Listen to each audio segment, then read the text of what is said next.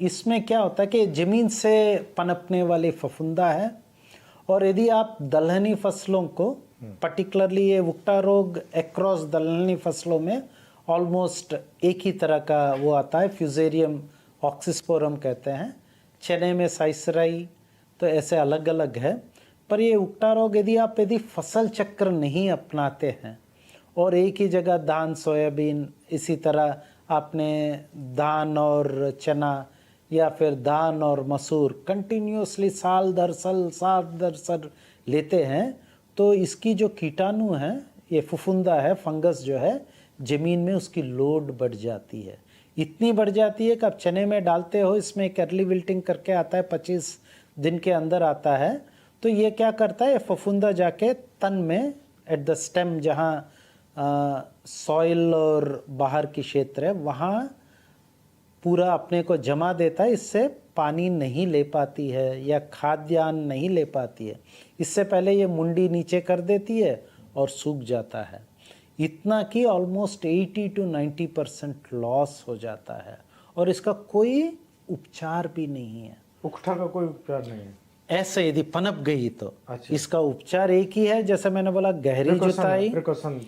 गहरी जुताई, फसल चक्र अपनाना, क्रॉप ब्रेक देना, और एक है कि उकटा रोग प्रतिरोधी किस्में, और कुछ अच्छी किस्में भी आई है, जैसे कि पूसा मानव।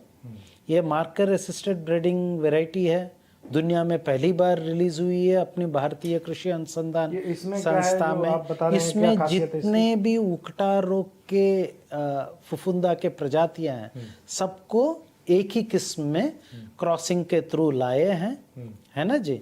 तो इसकी वजह से इंडिया में जितने भी उकटा रोग के जो अलग अलग स्ट्रेन्स है, उन सब के लिए ये टॉलरेंट है, हाईली रेजिस्टेंट, कोई लगता नहीं है। क्या नाम है? पूसा मानव, पूसा चना मानव। ये सेंट्रल जोन के लिए रिलीज की गई है। अच्छा।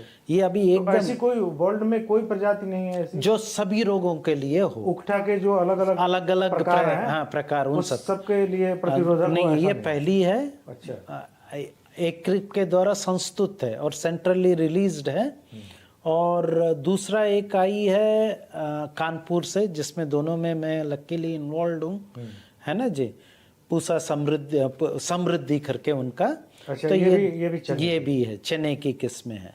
पर मेरा कहना कि साथ ही साथ जब आप बीजोपचार करते हैं, जो ऑर्गेनिक किसान है ट्राइकोडर्मा वर्डी से, जो केमिकल ट्रीटमेंट करते हैं, उनको बेविस्टन से 2 ग्राम्स प्रति केजी सीड के हिसाब से बीजोपचार करते हैं।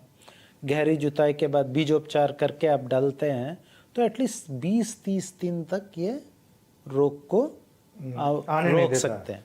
तो आप एक समेकित फफूंदा प्रबंधन, इंटीग्रेटेड पैथोजन मैनेजमेंट करना पड़ेगा। अगर ये वीडियो आपको पसंद आया है तो इसे लाइक जरूर करें।